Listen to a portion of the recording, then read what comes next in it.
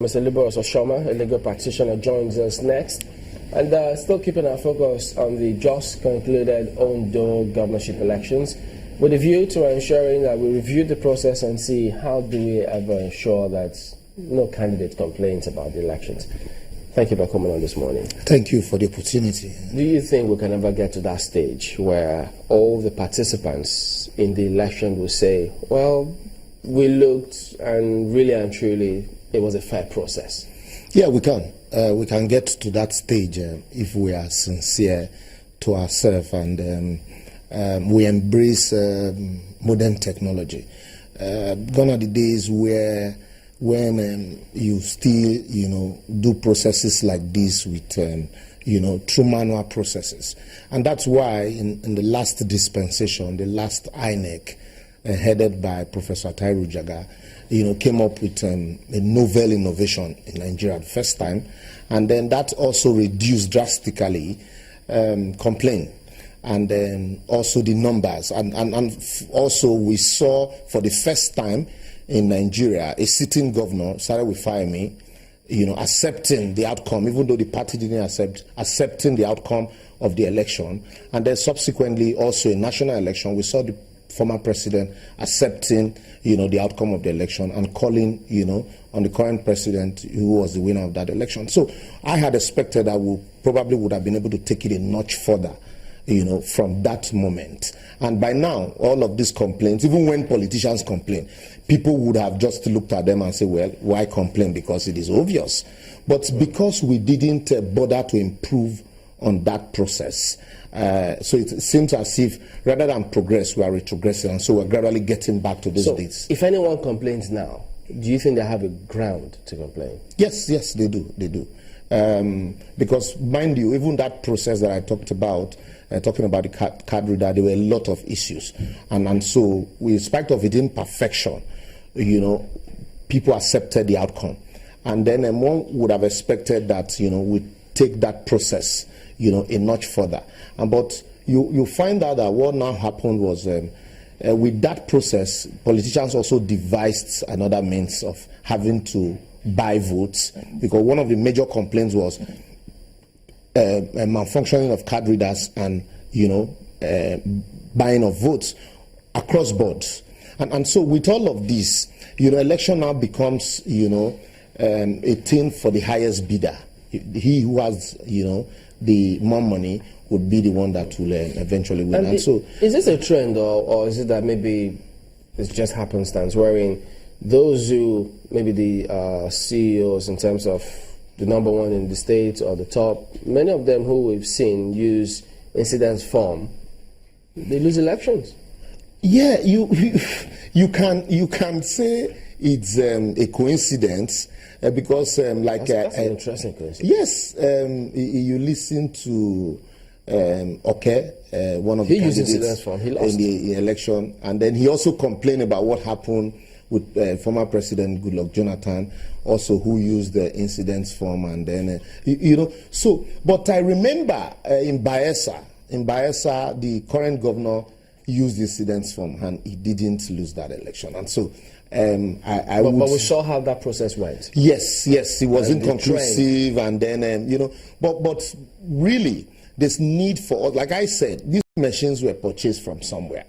If we have this recurrent failure of card readers, and then some people will say, "Oh, have you checked it? The battery and all of that." They were purchased from somewhere. There should be a warranty also. So what happens in the event that you have this recurrent failure? There, even your smartphones, there is provisions for updates, updating the applications on the phone. So are there provisions for updates in some of these devices? If there are none, are there also provisions for trading, where if there are new products, you can trade in the old ones and collect newer ones? I think it's very key you've gone into this aspect, because you used a word which was almost seen as part of INEC, inconclusive, elections, trying to qualify elections that they've held before now. We've seen an improvement sort of in Edo State, and now we're getting to see Ondo State. Perhaps let's talk more about those equipment, those machines you just highlighted, because for some other people in this Ondo election, they also have a bit of problem getting past the process with the machines. And it's over a year now that we had the 2015 general elections, and since after that, the kind of elections we've seen are just what you could call standalone elections within states or senatorial districts. What should INEC be doing now? Because after the Anambra elections and a couple of others, we're going back again to the general elections, and it seems as if the problems persist. The first question should be, what should the government be doing now? Because as I talk to you now, INEC, the end of one election is the beginning of the lifespan of another election. And so the moment the results in the 2015 elections were announced, we ought to have been preparing for the 2019 election, and not the knee-jerk approach we've always had with INEC, where a few months to the election we suddenly wake up and realize that we're going into election, the entire nation is shut down, either to collect permanent voters card or to register, conduct new registration to update INEC register. By virtue of the Electoral Act, all of these ought to be continuous process. But as I speak to you now, about 29 states do not have resident electoral commissioners. Some zones, like the Northwest zones, do not have one at all. About 8 states, no resident electoral commissioner. The highest is in the Southwest, where you have 4. South, where you have 4. The Southeast has 1. Northeast has 1. So just like that. And so when, by virtue of the Electoral Act, the full complement of INEC is the board and the resident electoral commissioners. And so when you still don't have resident electoral commissioners that are going to conduct elections come 2019, if by next year you appoint resident electoral commissioners, what is they are going to be doing? They're going to be learning on the job. And so it will be dangerous also for election in 2019.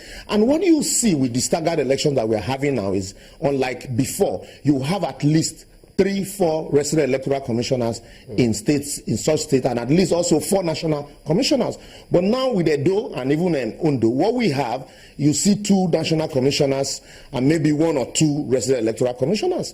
And one would have expected to say, 2 good heads are better than one. One would have expected that with the what happened with the 2015 election, we should have the full complement of INEC, because that is the only sacrament that allows the people to participate in government.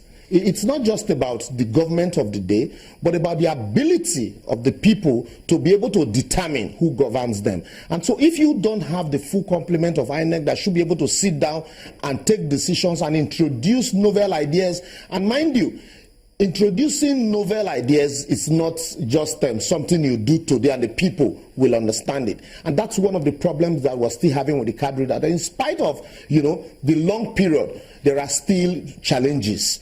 One would have expected that, there'll be cases of test running the machines, the device, and then also, you're able to, carry the people along in this process. Voters education. But as we speak, until 3 months to election, you hardly hear about INEC, voters education, or what should be done. And it's quite unfortunate.